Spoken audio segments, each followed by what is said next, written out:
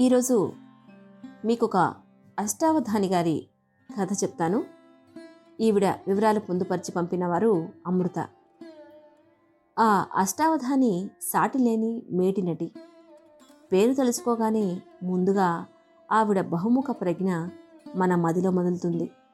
నటిగా, గాయనిగా, నర్తకిగా, రచయిత్రిగా, దర్శకురాలిగా, సంగీత దర్శకురాలిగా, నిర్మాతగా, స్టూడియో అధినేతగా ఆవిడ జీవితంలో సాగిన తీరు అనితర సాధ్యం, ఆదర్శప్రాయం. ఆవిడెవరో అర్థమైందా? అర్థమకపోతే ఒక పాట చెప్తాను, ఇట్టే తెలిసిపోతుంది. మనసున మల్లెల మాలలూగేనే, కన్నుల వెన్నెల డోలలూగేనే, ఎంత హాయి ఈ రేయి నిండెనో, ఎన్ని నాళ్లకి బ్రతుకు పండెను. అదేనండి, ఆవిడే భానుమతి గారు. All time super hit Malleswari సినిమాకి పాడిన పాటే ఇది. ఈరోజు ఆవిడ జీవిత విశేషాలు చెప్పుకుందాం. బహుముఖ ప్రజ్ఞాశాలి అని కొందరన్నా ఆవిడకు పొగరనే విమర్శలు కూడా ఉన్నాయి. ఆవిడ సాధించిన ఘనతలు, పాడిన పాటలు, నటించిన సినిమాలు గుర్తు చేసుకునే ముందు సౌకర్యవంతమైన స్థితిలోకి వెళ్దాం. ముందుగా మీరు మీకు ఇష్టమైన రీతిలో పడుకుని లైట్లన్నీ ఆఫ్ చేసి మీ కళ్ళు మూసుకోండి. నెమ్మదిగా గాలి పీలుస్తూ పూర్తిగా లోతైన శ్వాస తీసుకుని వదలండి. ఈ ప్రపంచాన్ని, ఇవాల్టి జ్ఞాపకాలను మెల్లగా పక్కకు నెట్టి నిద్రలోకి క్రమంగా జారుకునే సమయం ఇది. మరోసారి నెమ్మదిగా గాలి పీలుస్తూ లోతైన శ్వాస తీసుకుని మీ శరీరంలోని ఒత్తిడిని బయటకు వదిలివేయండి.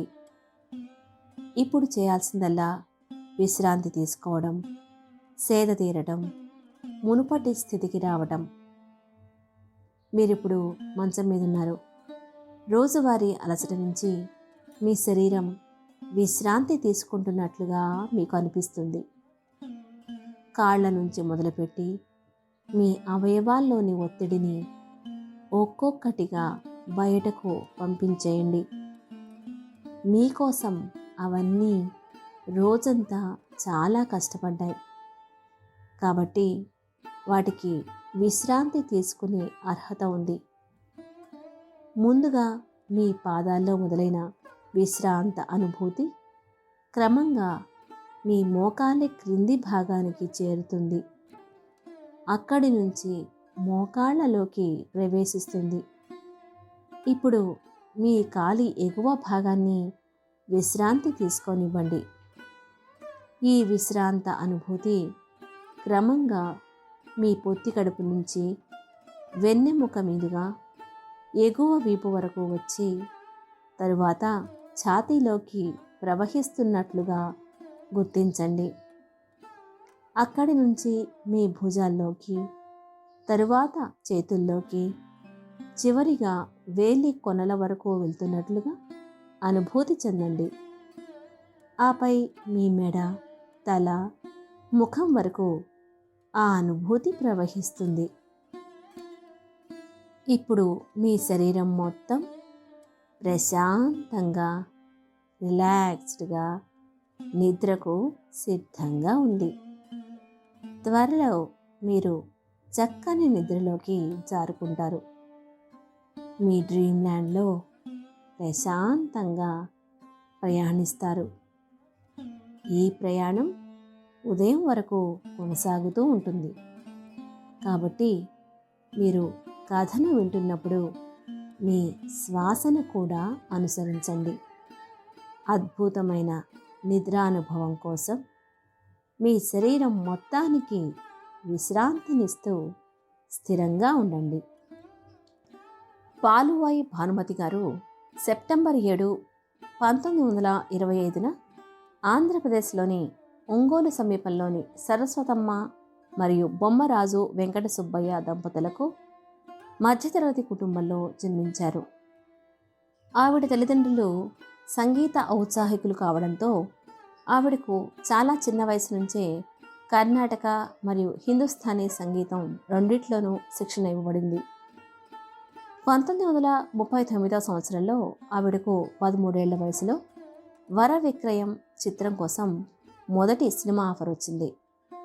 వర విక్రయం అంటే వరుడు అమ్మబడును అని అర్థం. ఎవరో దర్శకుడు 13 ఏళ్ల అమ్మాయి కోసం వెతుకుతున్నారని భానుమతి గారి తండ్రి గారికి తెలిసింది. పాడే పిల్ల అయితే నటింప చేయొచ్చు కదా అని స్నేహితులు ప్రోత్సహించడంతో భానుమతి తండ్రి గారు అలా అయినా ఆవిడ గొంతు ఆంధ్రప్రదేశ్లో వినబడుతుంది అనుకుని ఒప్పుకున్నారు. ఎవరో చెప్పగా విని దర్శకుడు పుల్లయ్య గారు దర్శకుడు రామబ్రహ్మం గారిని అడిగారట, మీ దగ్గరికి ఎవరో అమ్మాయి వేషం కోసం వచ్చిందటగా, బాగా పాడిందని విన్నాను, ఆ అమ్మాయిని మీరు తీసుకున్నారా అని. అబ్బెబ్బే, పాట బాగానే పాడింది కానీ ఏమిటో చూడ్డానికి ఏడ్పు మొహల్లా ఉంది, అంత ఆహ్లాదకరంగా కనిపించలేదు అన్నారు రామబ్రహ్మం. ఏడుపు మొహమా?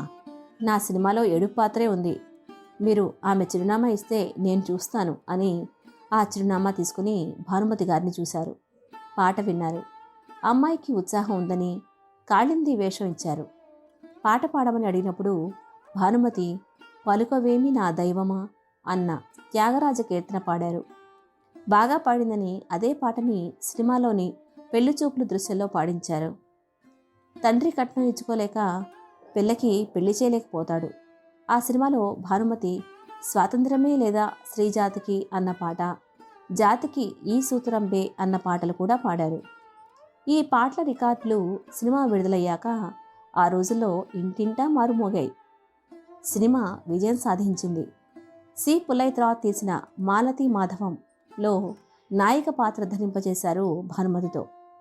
సినిమా పరాజయం పొందిన భానుమతి నటన పరాజయం పొందలేదు. ధర్మపత్ని, భక్తిమాల సినిమాలు కూడా వచ్చాయి. శుద్ధంగా తమిళ భాష నేర్చుకోవడంతో తమిళ చిత్రాల్లోనూ వేషాలు వచ్చాయి. ప్రతిభ గల నటిగా నిలబడ్డారామె. సినిమాలకి రాకముందు భానుమతి కాంచనమాల అభిమాని. ఆమెను చూడాలని కుతూహలపడి ఒక షూటింగ్ చూసి పరిచయం చేసుకున్నారు. భానుమతిని నటిగా చూసిన తర్వాత కాంచనమాల ఆమెను కలిసి నటిగా నీ ముందు నేనెంత అని అభినందించారు. భానుమతి గారికి మొట్టమొదటి ప్రజాదరణ పొందిన చిత్రం కృష్ణ ప్రేమ. ఈ సినిమా గురించి చెప్పుకోవాలి. అప్పుడు ఆవిడకు 18 ఏళ్ళు. 6 డజన్ చిత్రాలు నటించాక కృష్ణ ప్రేమ సెట్స్లో పాలువై రామకృష్ణ గారిని కలుసుకున్నారు. భానుమతి అప్పటికే స్థిరపడిన నటి, గాయని కూడా. ఆ సినిమా అసిస్టెంట్ డైరెక్టర్ రామకృష్ణ గారిని ఇష్టపడి ఆయనకి ప్రపోజ్ చేశారు. ఆయన సద్గుణం, ప్రవర్తన, తెలివితేటలు ఆవిడ్ని ఆకర్షించాయి. ఇండస్ట్రీలో తన స్థానం కోసం కష్టపడుతున్న రామకృష్ణ గారు మొదట్లో వద్దనుకున్నా, అంగీకరించపోయినా చివరకు ఒప్పుకున్నారు. అయితే భానుమతి తండ్రి గారు ఈ వివాహాన్ని ప్రోత్సహించలేదు. ఇంకా ఇండస్ట్రీలో స్థిరపడిన వాడిని హీరోయిన్గా ఉన్న అమ్మాయి చేసుకుంటానంటే ఏ తండ్రి ఒప్పుకుంటారు చెప్పండి? కానీ భానుమతి గారు ఆగలేదు. నిర్ణయం తీసేసుకున్నారు కాబట్టి రామకృష్ణ గారితో పారిపోయి వివాహం చేసేసుకుని మొండిఘటం అయ్యారు. వారి వివాహ బంధం 40 సంవత్సరాల పాటు ఆనందంగానే కొనసాగిందనుకోండి. వారికి పుట్టిన అబ్బాయి భరణి పేరుతో తమ సొంత బ్యానర్ భరణి ఫిల్మ్స్ కూడా స్థాపించి అనేక విజయవంతమైన చిత్రాలను కూడా ఆ తర్వాత రోజుల్లో తీశారు ఆ జంట. అలా కృష్ణ ప్రేమ సినిమాతో ఒకటయింది భానుమతి రామకృష్ణ గార్ల ప్రేమ జంట. ఇక సినిమాలు, నటనలు అక్కర్లేదనుకున్నారు భానుమతి గారు. వద్దనుకుని ఆగిపోయి ఉంటే సంచలన సినిమాలు వచ్చి ఉండేవా చెప్పండి? అందుకే ఆవిడ జీవితంలోకి దర్శకులు బిఎన్ రెడ్డి గారు వచ్చారు. 1943 ఆగస్టులో వివాహం చేసుకుని మద్రాసులోని మౌంట్ రోడ్లోని థియేటర్లలో తన భర్తతో కలిసి సినిమాలు చూస్తూ వైవాహిక జీవితం గడుపుతున్నారు భానుమతి గారు. ఒక ఏడాదికి అంటే 1944 ప్రారంభంలో దర్శకుడు బిఎన్ రెడ్డి, నటుడు నాగయ్య గారు బ్లడ్ అండ్ శాండ్ అనే 1941లో విడుదలైన ఆంగ్ల చిత్రం నుండి ప్రేరణ పొందిన ఓ కథను అనుకున్నారు. చక్రపాణి గారితో కాస్త మార్చి రాయించారు. అందులో ఓ పాత్ర కోసం బిఎన్ గారి మనసులో భానుమతి గారిని అనుకున్నారు. కానీ సినిమాలు విడిచిపెట్టిన మొండిఘటం ఈ పాత్రకి అంగీకరిస్తుందా అన్న సంశయం ఆయనకి ఉంది. ముందు తెలిసిన వారిని పంపారు. తర్వాత బిఎన్ గారు స్వయంగా భానుమతి గారింటికి వెళ్ళి, సుబ్బి పాత్రకు నువ్వైతేనే బాగుంటుంది, నువ్వే న్యాయం చేయగలవు, కాస్త నెగిటివ్ షేడ్స్ కూడా ఉంటాయి, సినిమా పేరు స్వర్గసీమ, అని వివరించేసరికి భానుమతి గారు దర్శకుడి పట్ల గౌరవంతో ఒప్పుకున్నారు. సినిమా హీరో నాగయ్య గారు. ఆ రోజుల్లో నాగయ్య గారు ఆల్రౌండర్గా ఉండేవారు. సినిమా హీరోగా, దర్శకుడిగా సంగీత దర్శకత్వం వహిస్తూ ఆయన పాటలు ఆయనే పాడుకునేవారు. ఇదే సమయంలో బిఎన్ రెడ్డి, నాగయ్య గారులకి ఇంకో గాయకుడు అవకాశాల కోసం తిరుగుతూ పరిచయం అయ్యారు. అతనే ఘంటసాల మాస్టర్. అప్పటికే హీరో, హీరోయిన్గా ఉన్న వారి పాత్రలకి పాటలు వారే పాడుకునేవారు. ప్రత్యేక గాయకులకు ప్రోత్సాహం ఉండేది కాదు. సినిమాల్లో ఆ విభాగం కూడా రాలేదు. సరే, నెగిటివ్ షేడ్స్ ఉన్న అమ్మాయిగా భానుమతి గారు చాలా బాగా పోషించారు. మొదట్లో అమాయకురాలైన కూచిపూడి నర్తకి రాను రాను ఆధునికంగా తయారై హీరోని వల్లో వేసుకుని తరువాత ఇంకొకరిని వల్లో వేసుకునే పాత్ర. ఈ పాత్రలోని దశలు భానుమతి నటనాశక్తికి గీటురాళ్లు. సహజంగా సంభాషణలు చెప్పడంతో పాడడంలో ఆమెకు ఆమె సాటి అనిపించుకున్నారు. అయితే సినిమాకి ప్రత్యేక హైలైట్ మరొకటి ఉంది. అదే ఓహో ఓహో పౌరమా అనే పాట. బ్లడ్ అండ్ శాండ్ సినిమాలో రీటా హేవర్త్ హమ్ చేసిన స్పానిష్ ట్యూన్తో ప్రేరణ పొందిన ఓహో ఓహో పౌరమా అనే పాటని భానుమతి గారిని పాడమంటే అప్పటికప్పుడు పావురాన్ని పట్టుకున్నట్లుగా చేతిలో ఒక బట్ట పెట్టుకుని పడేశారట. ఆ పాట అలాగే పావురాన్ని పెట్టి చిత్రీకరించారు. సినిమా సంచలనాత్మకంగా విజయవంతమైంది. ఆ పాట వినడానికి ఎలాగో బాగుంటుందనుకోండి. అయితే ఆ పాటలో భానుమతి గారిని మోడర్న్ స్లీవ్లెస్ బ్లౌజ్లో చూసేందుకు కుర్రకారు కూడా ఎగబడ్డారట. స్వయంగా ప్రముఖ తమిళ నటుడు శివాజీ గణేశన్ ఆ పాట కోసమే ఆ సినిమాను 30 సార్ల కన్నా ఎక్కువసార్లు చూశానని భానుమతి గారితో చెప్పారట. తరువాత ఆయనతో కలిసి భానుమతి గారు తమిళ సినిమాల్లో నటించడం జరిగిందనుకోండి. అయితే ఓహోహో పౌరమా అనే పాట ఎదురుగా ఉన్న హీరోనే కాకుండా ప్రేక్షకుల్ని కూడా రెచ్చగొట్టి ఈ సినిమాలో విజయానికి కారణమైంది. కేరళ, బెంగుళూరు, మద్రాసులోని ప్రాంతాల్లో తెలుగులో విడుదలై 200 రోజులకు పైగా నడిచింది. ఆ రోజుల్లో ఈ చిత్రానికి వచ్చిన ఆదాయం 8,40,000 రూపాయలు. స్వర్గసీమకు సంగీతం అందించింది హీరో నాగయ్య. ఇదే సినిమాలో ఘంటసాల మాస్టర్కి పాత బిట్ ఇచ్చి పాడించి సినిమాలకు పరిచయం చేశారు కూడా. ఇక భానుమతి గారు ఓవర్నైట్ స్టార్ అయిపోయారు. దక్షిణ రాష్ట్రాల్లో స్వర్గసీమ విజయశంఖం మ్రోగించడంతో భానుమతి కీర్తి పతాకం వింటికెగసింది. ఎలాంటి పాత్రైనా చేయగలదని, ఏ పాటైనా ఇట్టే పాడేయగలదని అందరి నోటా పడింది. స్వర్గసీమ విడుదలైన అదే సంవత్సరంలో ఆవిడకు కుమారుడు భరణి జన్మించారు. స్వర్గసీమ తర్వాత భానుమతి గారికి తెలుగు సినిమాల నుంచే కాకుండా తమిళ సినిమా నుంచి కూడా ఆఫర్లు వెలువెత్తాయి. దక్షిణాది సినిమాల్లో మొదటి మహిళా సూపర్ స్టార్గా సరికొత్తగా అవతరించారు. ఆ రోజుల్లో సినిమాకి 25,000 రూపాయలు పారితోషికం తీసుకునేవారట. ఇది సినిమా నిర్మాణ వ్యయంలో దాదాపు 50%. ఆ తర్వాత తన సొంత ప్రొడక్షన్ హౌస్ మొదలుపెట్టారు. రామకృష్ణ గారు దర్శకులయ్యారు. వారికి అప్పట్లో ఉన్న విజయవాహిని స్టూడియోలు సమయానికి దొరకపోవడంతో సొంతంగా స్టూడియోను ప్రారంభించాలని నిర్ణయించుకున్నారు. ఆవిడే చిత్ర నిర్మాణ బాధ్యతను కూడా స్వీకరించారు. కొడుకు పేరుతో భరణి స్టూడియోస్ ఏర్పరిచి ఈ బ్యానర్లో లైలా మజ్ను మరియు జాతీయ అవార్డు గెలుచుకున్న విప్రనారాయణ వంటి సూపర్ హిట్ సినిమాలతో సహా మొత్తం 15 సినిమాలు వచ్చాయి. విప్రనారాయణలో నాగేశ్వరరావు గారు విప్రనారాయణుడు, అక్కినేని గారికి భానుమతి, రామకృష్ణుల మీద ఎనలేని గౌరవం, భక్తి. నేనింకా పరిణతి పొందకముందే నాకు లైలా మజ్ను సినిమా ఇచ్చారు, విప్రనారాయణ, బాటసారి వంటి గొప్ప పాత్రలు ఇచ్చారు అని చెప్పేవారు నాగేశ్వరరావు గారు. విప్రనారాయణకు సాలు రాజేశ్వరరావు గారు సంగీత దర్శకుడైన భానుమతి సంగీత పర్యవేక్షణ అంటూ తన పేరు వేసుకున్నారు. విప్రనారాయణలో జయదేవుడు గీత గోవిందంలోని పాట భానుమతి గారి గళంలో మరో సూపర్ హిట్. సావిరహే తవ దీనా రాధా, సావిరహే తవ దీనా. ఈ పాటను భానుమతి పాడిన తీరుకు సంగీత ప్రపంచంలో అభిమానులు ఎందరో. పాటకు ముందున చివరన వచ్చే సావిరహే తవ దీనా దగ్గర దీ నా అంటూ ఆమె తన స్వరంలో చూపిన అప్స్ అండ్ డౌన్స్ నా భూతో అని చెప్పక తప్పదు. ఆవిడ సినిమాల కోసం గుర్రపు స్వారీ, కత్తి యుద్ధం సులభంగా నేర్చుకున్నారు. అయితే డ్యాన్స్ ఆవిడకు వచ్చేది కాదు. కొన్ని సినిమాలు విడిచిన తర్వాత ఆవిడ డ్యాన్స్ని పత్రికలు ఎగతాళి కూడా చేశాయి. ఆ తర్వాత నైపుణ్యం క్రమంగా మెరుగుపరుచుకున్నారు. తమిళ హీరో ఎంజి రామచంద్రన్ చిత్ర సినిమాలో ఎప్పటినుంచో ఉన్న ఆయనకు సరైన స్టార్డమ్ లభించడానికి పుష్కర కాలం పట్టింది. భానుమతితో కలిసి ఎంటీఆర్ మలై కల్లన్ అనే చిత్రం నటించారు. రాష్ట్రపతి రజత పథకాన్ని గెలుచుకున్న మొదటి తమిళ చిత్రం ఇది. ఇది 5 ఇతర భాషల్లో రీమేక్ చేయబడిన మొదటి భారతీయ చిత్రం. అగ్గిరాముడిగా తెలుగులో వచ్చింది. ఆ సినిమా షూటింగ్ సమయంలో ఎంజీఆర్ చేయి చూసిన భానుమతి, మీకు రాజయోగం ఉందండి అని జోస్యం చెప్పారు. మీతో నటించడమే ఓ రాజయోగం అమ్మా అని ఆయన అన్నారట.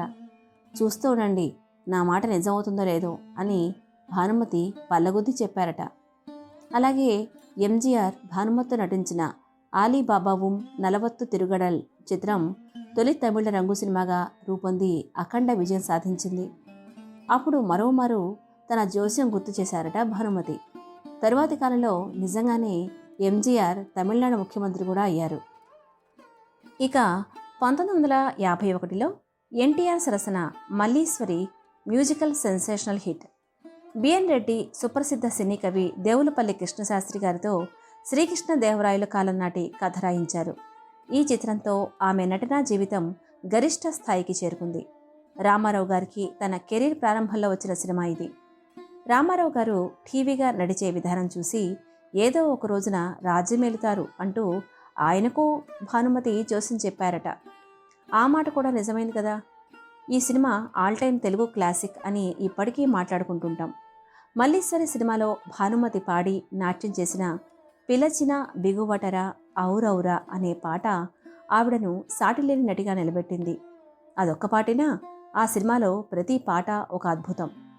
ఎందుకే నీకింత తొందర, ఇన్నాళ్ల చెరసాల ఈ రేయి తీరునే, ఎందుకే నీకింత తొందర అనే పాటలో ఆ గాత్ర మాధుర్యానికి ముగ్ధులం అవుతాం. ఇక కొమ్మల గువ్వలు గుసగుసమనినా, రెమ్మల గాలులు ఉసురుసురనినా అనే పాట విరహవేదనకి పెట్టింది పేరు. జోరుగా సాగే మరో పాట నల్లని మబ్బులు గుంపులు గుంపులు, తెల్లని కొంగులు బారులు బారులు, అవిగో అవిగో అవిగో. ఈ పాట తెగ నచ్చేసి ఈ కాలం దర్శకుడు శేఖర్ కమ్ముల తను తీసిన ఫిదా సినిమాలో హే పిల్లగాడ పాటలో ఆ ట్యూన్ పెట్టడం జరిగింది. ఇంకా మల్లీశ్వరికి జల్సా సినిమాలో సంజయ్ సాహుతో పాటు ఇంకెందరో అభిమానులు కూడా ఉన్నారు. దేవులపల్లి గారి సాహిత్యానికి భానుమతి గారి గాత్రం ప్రాణం పోసింది. మరి చిత్ర నిర్మాణం ఆరంభించి రత్నమాల, లైలా మజ్ను, ప్రేమ, చండీరాణి, చక్రపాణి, విప్రనారాయణ, చింతామణి, వరుడు కావాలి, బాటసారి, వివాహ బంధం, గృహలక్ష్మి, అంతా మన మంచికే, విచిత్ర వివాహం, అమ్మాయి పెళ్ళి, మనవడి కోసం, రచయిత్రి, ఒకనాటి రాత్రి, భక్త ధ్రువ మార్కండేయ మొదలైన చిత్రాలు నిర్మించారు ఆవిడ. విశేషం ఏమిటంటే చండీరాణిని 3 భాషల్లో నిర్మించారు. భానుమతే డైరెక్షన్ కూడా చేశారు. 1953లో భానుమతి భారతదేశంలో సినిమాకి దర్శకత్వం వహించిన మొదటి మహిళగా గుర్తింపు పొందారు. చండీరాణి సినిమాకి ఏకకాలంలో తెలుగు, తమిళం మరియు హిందీ భాషల్లో దర్శకత్వం వహించారు. ఈ చిత్రంలో ఆవిడ తొలిసారిగా ద్విపాత్రాభినయం కూడా చేశారు. తెలుగు మరియు తమిళంలో రామారావు గారితో, హిందీలో దిలీప్ కుమార్ గారితో నటించారు. అంతటితో ఆగితే ఆమె భానుమతి ఎందుకు అవుతారు? ఆ చిత్రానికి సుబ్బరామన్ సంగీతం సమకూర్చిన భానుమతి సంగీత పర్యవేక్షణ చేశారు. దేశవ్యాప్తంగా 100కి పైగా థియేటర్లలో ఒకే రోజు 3 భాషల్లో సినిమాను విడుదల చేసే రికార్డు సృష్టించిన ఘనత ఆవిడికి సొంతం. సినిమా యావరేజ్గా విజయం సాధించింది. నటనకి ధీటుగా సాగింది ఆవిడ గాన ప్రస్థానం. ఆ కంఠం సుడులు చక్రాలు తిరిగినట్లు పలుకుతుంది. సంగీత కచేరీలలో పాడిన వాళ్ళు, తక్కిన వాళ్ళు పాటలు పాడతారు, కానీ భానుమతి పాటలు పాడటం చాలా తక్కువ. ఆమెని అనుసరిస్తూ పాడటం తేలికైన విషయం కాదు. భానుమతి వేరెవరికీ ప్లేబ్యాక్ పాడలేదు, తనకు ఎవరూ పాడలేదు. చండీరాణిలో హిందీలో మాత్రం సంధ్యకి భానుమతి గాత్రం వినిపిస్తుంది. ప్రతి సినిమాలో అన్నమయ్య కీర్తన కానీ త్యాగరాజ కృతి కానీ ఖచ్చితంగా ఉండేలా చూసుకునేవారు ఆమె. 1967లో వచ్చిన గృహలక్ష్మిలో ఈ పాట విన్నారా? తెల్లవారునురా విహగాలి లేచెనురా, అల్లదే ఉదయాద్రి పైన అరుణకాంతి విరిసెరా. వినకపోతే వినండి. కొన్ని చిత్రాలకు సంగీతం చేశారామె. తాను పాటలకి స్వరకల్పన చేసిన రికార్డింగ్ మాత్రం సత్యం చేత, మాస్టర్ వేణు చేత చేయించారు. ఆవిడ లలిత కళా అకాడమీకి, సాహిత్య అకాడమీకి మెంబర్గా కొన్నాళ్లున్నారు. ఆ తరువాత తమిళనాడు గవర్నమెంట్ మ్యూజిక్ కాలేజీకి డైరెక్టర్ అండ్ ప్రిన్సిపల్గా కూడా పనిచేశారు. ఓసారి ఆవిడ దగ్గరికి నెల్లూరు నుంచి ఓ కుర్రాడు వచ్చి పాట వినమన్నాడు. ఆవిడ విని ప్రశంసించారు. సినిమా అవకాశాలు ఏమైనా ఇప్పించగలరా అని ఆ కుర్రాడు అడిగాడు. బాబూ, నా సినిమాలకి నేనే పాడుకుంటాను. ఇప్పుడు ఇండస్ట్రీని వెళుతున్న గాయకుడు ఘంటసాల గారితో పాడిస్తున్నాం. కానీ కొత్తవారికి కూడా అవకాశం వస్తుంది, కాస్త ఓపిక పట్టు. నీ గాత్రం బాగుంది, నీకు మంచి భవిష్యత్తు ఉంది అని చెప్పి పంపారు. ఆ బాలుడు ఎవరో కాదు, ఎస్పి బాలసుబ్రహ్మణ్యం గారు. తర్వాతి రోజుల్లో ఆయన సంగీతం వహించిన ముద్దుల మనవరాలు అనే సినిమాకి భానుమతి గారితో పాటలు పాడించారు. నటిగానే కాదు, గాయనిగాను భానుమతి బాణి విలక్షణమైనది. ఒకవైపు శ్రీకర కరుణాలవాల వేణుగోపాల అంటూ బొబ్బిలి యుద్ధంలో మల్లమ్మదేవిగా విష్ణువు పాటలు పాడుతూ, జయశంభో శివశంకర అని పల్నాటి యుద్ధం సినిమాలో కత్తులతో యుద్ధాలు చేస్తూ శివుని గీతాలను, పరాముఖమేలనమ్మ పరాధీన పతితనాపై అంటూ కామెడీ సినిమాలో శ్రీ గౌరీదేవి స్తుతి చేసి భక్తి శ్రద్ధలతో పాడి అలరించారు భానుమతి. ఆవిడ గానం నిజంగానే తెలుగువారి మనసుల్లో మల్లెల మాలలు ఊహించింది, వెన్నెల డోలల్లో తేలించింది. వయసు మీద పడిన భానుమతి గాత్రంలో ఏమాత్రం తొణుకు బెణుకు కనిపించలేదు. తరాలు మారినా తన గానంలోని మాధుర్యం ఏమీ తరగలేదని నిరూపిస్తూ భానుమతి నటిగా, గాయనిగా సాగారు. మాతృభాష తెలుగులోనే కాదు, ఏ భాషలోనైనా అభినయంతో పాటు గానంలోనూ తనదైన ప్రత్యేకతను చాటుకుంటూ సాగారు భానుమతి. విజయవాడ రేడియో కేంద్రం ప్రారంభమైనప్పుడు వినిపించిన ప్రారంభ గీతం పసిడి మెరుగుల తళతళలు బాలాంత్రపు రజనీకాంతరావు గారితో కలిసి పాడారు భానుమతి. అన్నయ్ అనే తమిళ సినిమాకు, అంతస్తులు, పల్నాటి యుద్ధం అనే తెలుగు సినిమాలకు 3 సార్లు జాతీయ అవార్డులు అందుకున్నారు. అంతస్తులు సినిమా అంటే గుర్తుకొచ్చింది. అందులో భానుమతి గారు నాగేశ్వరరావు గారికి సోదరి పాత్ర పోషించారు. ఆవిడ ఇంట్లో సాంగ్ వినరా విసన్న పాట హైదరాబాద్ సారథి స్టూడియోలో తీస్తుంటే ఓ రాత్రికి ఆవిడకు హోటల్ రూమ్ తీసుకోవాల్సి వచ్చింది. కానీ ఆవిడ సినీ నిర్మాత విబి రాజేంద్ర ప్రసాద్ గారితో స్టూడియోలోనే పడుకుంటాను, రేపు పొద్దున్నే షూట్ ఉంది కదా, హోటల్ ఎందుకు అన్నారట. ఆ రాత్రికి కొన్ని ఎలుకలు వచ్చి చేతివేళ్ల దగ్గర గాయం చేసినా మరుసటి రోజు షూటింగ్కి సిద్ధం అయ్యి వచ్చేశారు భానుమతి. అయ్యో, మీకు వేళ్లు నొప్పిగా ఉంటే తర్వాత షూటింగ్ చేద్దాం అన్నారట నిర్మాత. ఈ చిన్న గాయాలకు షూట్ వాయిదా వేస్తే నేను భానుమతి ఎలా అవుతాను సార్ అని చెప్పి షూటింగ్ అనుకున్నట్టే చేసేశారు ఆవిడ అని స్వయంగా నిర్మాతే ఓ చోట ఇంటర్వ్యూలో చెప్పారు. ఆ నిర్మాతే హీరో జగపతి బాబు గారి నాన్నగారు. ఇప్పటికీ తమిళ అభిమానులు అష్టావధాని అని కీర్తిస్తూ ఈమె బహుముఖ ప్రజ్ఞను తలుచుకుంటూ ఉంటారు. విజయ్ భట్ మూవీస్ 1963లో తమిళ చిత్రం కార్పగం ఆధారంగా రీమేక్ అయిన తెలుగు సినిమా తోడు నీడ, ఎన్టీఆర్, జమున, భానుమతి నటించిన సినిమా. అందులో ఒక ఇంగ్లీష్ పాట కే జరా జరా పాడారు భానుమతి. అది నిజానికి the man who knew too much అనే ఒక ఆంగ్ల సినిమాలో డోరిస్ డే పాడిన పాట. ఇలాంటి ప్రయోగాలు తమిళ సినిమాల్లో కూడా చేశారు. వరుడు కావాలి, అమ్మాయి పెళ్ళి, మనవడి కోసం, రచయిత్రి, ఒకనాటి రాత్రి, భక్తధ్రువ మార్కండేయ చిత్రాల్ని భానుమతి డైరెక్షన్ చేశారు. ఇందులోని విశేషం ఏమిటంటే రచయిత్రి, ఒకనాటి రాత్రి చిత్రాలు సెన్సార్ అయినాయి కానీ విడుదల కాలేదు. దర్శకత్వం వహించడానికి కల్పనాశక్తి కావాలి. నేను రచయితని గనక దర్శకత్వం చేపట్టడానికి అవకాశాలు ఎక్కువ. అయితే నా చిత్రాలకు నేను మాటలు రాసుకోలేను, కానీ రాసిన వాటిని చూసి నాకు కావలసినట్టుగా దిద్దుకుంటాను అని చెప్పారు భానుమతి ఒక సందర్భంలో. ఆమెలో మంచి హాస్యం, వ్యంగ్యం, చమత్కారం కూడా ఉన్నాయి. ఆమె 1994లో నాలో నేను అనే తన ఆత్మకథ రచనను కూడా చేశారు. దానికోసం ఉత్తమ రచయితగా జాతీయ అవార్డును గెలుచుకున్నారు. తర్వాత అత్తగారి కథలు అని రచించారు.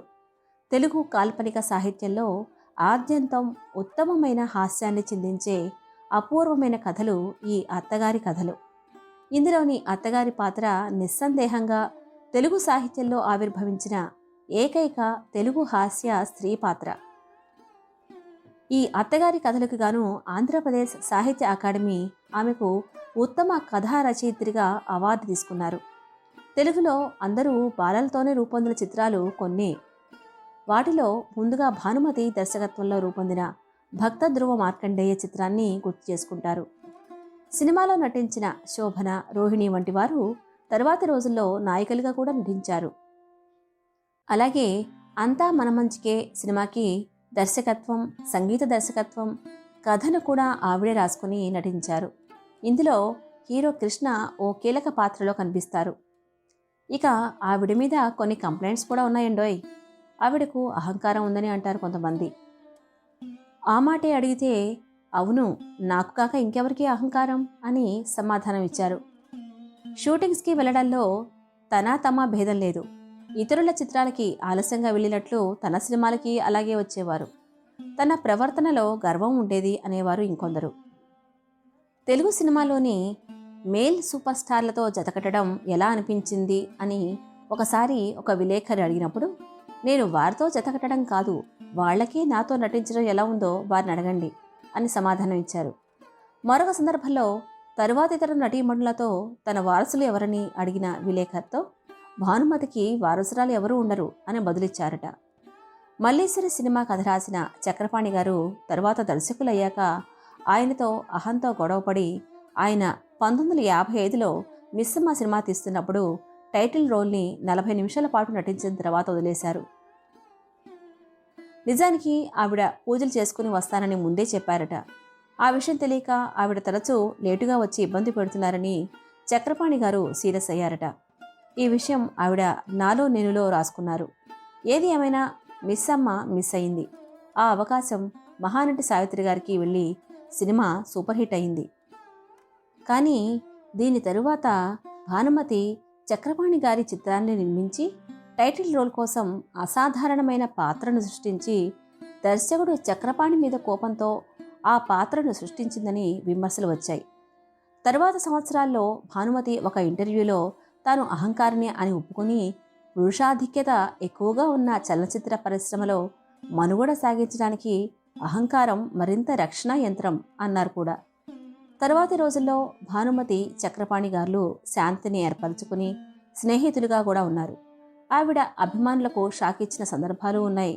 భానుమతి చాలా ఏళ్ల క్రితం తెనాల్లో ఒక స్థలం కొన్నాళ్ల తర్వాత ఆ స్థలం రిజిస్ట్రేషన్ చేసిన అధికారి ఆవిడ కలుసుకొని తనే స్థలం రిజిస్ట్రేషన్ చేసిన సంగతి చెప్పి, మీ అభిమానిని, మీరు నటించిన సినిమాలన్నీ చూస్తాను, మీరు ఎప్పుడైనా తెనాలి వస్తే వీలు చూసుకుని మా ఇంటికి రండి అని తన చిరునామా ఇచ్చాడు.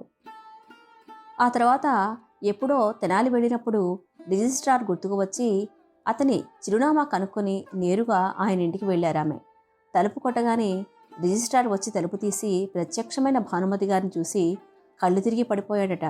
నీళ్లు నీళ్లు అని భానుమతి గట్టిగా అరిచి నీళ్లు తెప్పించి ఆయన ముఖాన ఆవిడే చల్లి లేపారట. ఓ సందర్భంలో భానుమతి ఈ విషయాన్ని పంచుకుని నవ్వుకున్నారు. నవతరం నటీమణులతో పోటీపడి నటించడంలోనే కాదు, గాయనీమణులకు ధీటుగా గళం విప్పేవారు భానుమతి. నటనలో అతి కనిపిస్తుందని కొందరి మాట, కానీ అది అతికినట్టుగా ఉంటుందని అభిమానించే నాలాంటి వారు ఉంటారు. కొన్ని పాత్రలు ఆవిడను ఎలా వెతుక్కుంటూ వెళ్లాయో తెలుసుకుందాం. కొన్ని సినిమాల్లో భానుమతి జీవించిన తీరు అనితర సాధ్యం అని చెప్పక తప్పదు. భానుమతి అంటే ఎంతోమందికి హడల్. ఆమె తరం నటీమణులు భానుమతితో నటించడానికే జంకేవారు. మహానటిగా ఎంతో పేరు సంపాదించిన సావిత్రి సైతం భానుమతితో ఒకే ఒక్క తమిళ చిత్రంలో నటించారంటే ఆ రోజుల్లో ఆమె ధాటి ఎలా ఉండేదో వేరే చెప్పాలా? కానీ నిజానికి భానుమతి గంభీరంగా కనిపించినా సున్నిత మనస్కురాలు అని కొందరికే తెలుసు. అందుకే నవతరం నటీమణులు ఆమె సరసన నటించడానికి ఉరకలు వేసి తమ ప్రతిభను చాటుకున్నారు. కొందరు దర్శకులైతే భానుమతి తమ చిత్రంలో నటిస్తే చాలు అని అభిలషించేవారు. ఆవిడ కోసం కొన్ని పాత్రలు కూడా సృష్టించేవారు. ఎన్టీఆర్ తన తనయుడు బాలకృష్ణను తొలిసారి నటింపచేస్తూ భానుమతి కాంబినేషన్లోనే సీన్ చిత్రీకరించారు. బాలయ్య తొలి చిత్రం తాతమ్మ కళ చిత్రానికి ఎన్టీఆర్ నటించి దర్శకత్వం వహించారు. తాతమ్మ కళ సినిమాకి మరో సంఘటన జరిగింది. దర్శకత్వం వహించిన ఎన్టీఆర్ తాతమ్మ పాత్రకి భానుమతి గారిని ఒప్పించమని రచయిత డివి నరసరాజు గారిని పంపారు. నటించడానికి ఒప్పుకున్నాక పారితోషికం ఎంత అనే విషయం దగ్గర రచయిత జంకారు. పర్లేదు, రామారావు గారికి ఎంత ఇస్తున్నారో చెప్పండి, ఆయనకి ఇచ్చినంత హీరోయిన్కి ఇవ్వరని నాకు తెలుసు, ఆయనకిచ్చే దానిలో 1000 తగ్గించి తీసుకుంటాను అన్నారట భానుమతి. డివి నరసరాజు గారు ఇదేదో బాగుందని రామారావు గారు తీసుకునే డబ్బుని తగ్గించి చెప్పారట. అది విన్న భానుమతి గారు, సరే మీరు చెప్పిన దానికి ఇంకాస్త వేసి ఇస్తున్నాను, ఇది ఆయన బ్యాంకు ఖాతాలో వేసి నాతో మరో సినిమా చేసేందుకు మాట్లాడండి అని డబ్బు చేతిలో పెట్టేసరికి ఆ రచయితకు దిమ్మ తిరిగిందట. అనవసరంగా రామారావు గారి పారితోషికం తక్కువ చెప్పానని అనుకున్నారట. భానుమతి గారి తెలివి వలన రామారావు గారు భానుమతి గారితో మరో సినిమా తక్కువకే పనిచేయాల్సి వచ్చిందట. 2 ఆకులు తక్కువ చదివినా పర్లేదు, పారితోషికం దగ్గర బేరాలు ఉండకూడదు అనే మనస్తత్వం ఆవిడది. ఇక బాలకృష్ణ సోలో హీరోగా పరిచయం అయ్యాక తొలి 100 రోజుల సినిమా మంగమ్మ గారి మనవడు. ఆ సినిమా దర్శకుడు కోడి రామకృష్ణ గారు బామ్మ పాత్రకి ఒప్పించడానికి వెళ్ళినప్పుడు, ఇప్పుడు నేను హీరోయిన్గా చేయడం మానేశాను రామకృష్ణ, అయ్యో అది మా ఆయన పేరు, నిన్ను ఆ పేరుతో పిలవలేను, అలా అని కోడి అని పిలిచి ఇబ్బంది పెట్టలేను, కుర్రకారుని ఆకర్షించలేను, ప్రేక్షకులని ఇబ్బంది పెట్టలేను, కాబట్టి ఈ సినిమా చేయలేను అని చమత్కారంగా మాట్లాడారట. అప్పుడు కోడి రామకృష్ణ గారు, అమ్మా మీకోసమే రాసిన బామ్మ పాత్ర ఇది, బాలయ్య బాబు సినిమా, మీరు చేస్తేనే నిండుగా ఉంటుంది, మీ ఇష్టం వచ్చిన పేరుతో నన్ను పిలవచ్చు, కానీ సినిమా చేయనని చెప్పకండి అని ఒప్పించారట. సినిమా ఒప్పుకుని కోడి రామకృష్ణ గారిని మిస్టర్ డైరెక్టర్ అని పిలుచుకుని అందులో భానుమతి గారు బాలయ్యకు బామ్మగా చేశారు. ఆవిడతో షూటింగ్ చేస్తుంటే ఎంతమంది జనాలు పోగై చూసేవారో అని ఓ సందర్భంలో గుర్తు చేసుకున్నారు కోడి రామకృష్ణ గారు. అందులో శ్రీ సూర్యనారాయణ మేలుకో మేలుకో మా చిలకమ్మ బులబాటము చూసిపో చూసిపో పాటని ఆవిడ అప్పటి టాప్ సింగర్ వాణి జయరాం గారితో పాడారు. ఆ పాటలో ఆవిడతో నటించిన హీరోయిన్ సుహాసినితో ముద్దుల మనవరాలు అన్న సినిమా కూడా చేశారు. ఆ సినిమాకి ఎస్పి బాలు సంగీతం వహించారు. అందులో ఓ అన్నమయ్య కీర్తనతో పాటు ఇంకో పాట కూడా పాడారు. జంధ్యాల గారి దర్శకత్వంలో వచ్చిన సినిమా అది. ఇక రాజేంద్ర ప్రసాద్ గారితో వచ్చిన బామ్మ మాట బంగారు బాట, జగపతి బాబు గారి పెద్దరికం గురించి ప్రత్యేకంగా చెప్పాలా? మొత్తం నటనా జీవితంలో ఆవిడ దాదాపు 97 చిత్రాలలో నటించారు. వాటిలో 58 తెలుగులో, 34 తమిళంలో మరియు 5 హిందీ సినిమాలు ఉన్నాయి. 1966లో ఆమె రాసిన అత్తగారి కథలు హాస్య కథల సంపుటికి గాను పద్మశ్రీ బిరుదిచ్చి భారత ప్రభుత్వం సత్కరించింది. పద్మశ్రీ అందుకున్న తొలి దక్షిణ భారత నటి ఆవిడే. ఇదే సంపుటికి ఆంధ్రప్రదేశ్ రాష్ట్ర సాహిత్య అకాడమీ అవార్డు కూడా వచ్చింది. 1975లో ఆంధ్ర విశ్వవిద్యాలయం గౌరవ డాక్టరేట్ కళా ప్రపూర్ణ ఇచ్చి సత్కరించింది. 1984లో కలైమామణి బిరుదుతో తమిళనాడులోని అయ్యల్ నాటక మండలం సత్కరించింది. బహుకళా ధీరతి అను బిరుదుతో 1984 లయన్స్ క్లబ్ సత్కరించింది. 1984లో తిరుపతి శ్రీ వెంకటేశ్వర విశ్వవిద్యాలయం గౌరవ డాక్టరేట్తో సత్కరించింది. 1986లో ఆంధ్రప్రదేశ్ రాష్ట్ర ప్రభుత్వం రఘుపతి వెంకయ్య అవార్డునిచ్చింది. 1986లో ఉత్తమ దర్శకురాలిగా అవార్డును ఆంధ్ర ప్రభుత్వం నుండి అందుకున్నారు. 2013లో భారత సినీ పరిశ్రమ 100 ఏళ్లు పూర్తి చేసుకున్న సందర్భంగా విడుదలైన 50 ప్రముఖ చలనచిత్ర కళాకారుల తపాలా బెళ్లల్లో ఒకటి భానుమతిది. ఆ తర్వాత భారతీయ సినిమాకు ఆమె చేసిన కృషికి గాను 2003లో పద్మభూషణ్ అందుకుంది. 30వ ఇంటర్నేషనల్ ఫిల్మ్ ఫెస్టివల్ ఆఫ్ ఇండియాలో ఆమె ఉమెన్ ఇన్ సినిమాగా సత్కరించబడ్డారు. 100 ఏళ్ల భారతీయ సినిమా జ్ఞాపకార్థం 2013లో postal department of India Bhanumathi ₹5 స్టాంపును విడుదల చేసింది. మంగమ్మ గారి మనవడు చిత్రానికి గొల్లపూడి మారుతిరావు గారి అబ్బాయి శ్రీనివాస్ అసిస్టెంట్ డైరెక్టర్గా పనిచేశారు. వాడి ఉత్సాహం, చురుకుదనం, ప్రతిభ చూసి ఆమె ఎంత ముచ్చటపడేవారో.